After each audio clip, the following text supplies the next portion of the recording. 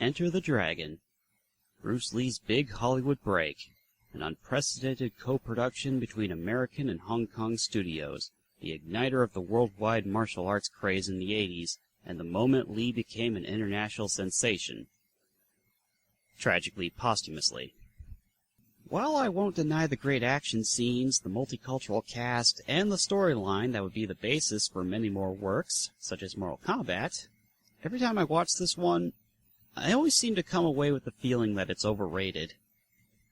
In what would be the most complicated plot in Bruce Lee's film career, he plays a member of the Shaolin Temple who is recruited by an intelligence operative to enter a martial arts tournament on a secluded island and uncover a drug and prostitution ring that has been brewing there. He is chosen because of his martial prowess and the fact that the man in charge is a disgraced former member of the temple.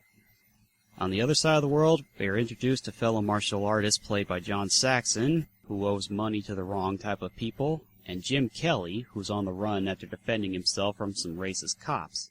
Before departing, Lee's character is informed that one of the villain's goons is responsible for the death of his sister, which feels needlessly tacked on to give him a personal stake in the matter, as all it really does is add an extra layer of context to one of the fights.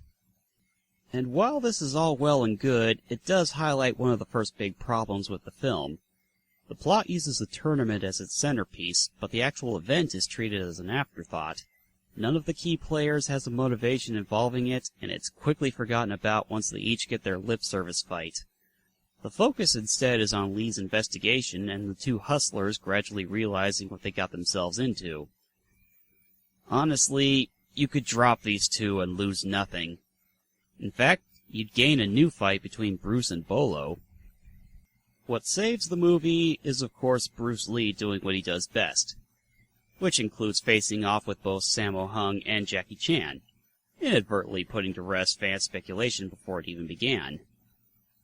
And the final fight is both one of Lee's most iconic and his hands-down weakest. It's clear from the get-go that Mr. Han is totally outclassed, as he's only able to land a handful of cheap shots that merely piss Bruce off. I can see why this film is so highly regarded, but to call it Lee's best is a bit of a stretch.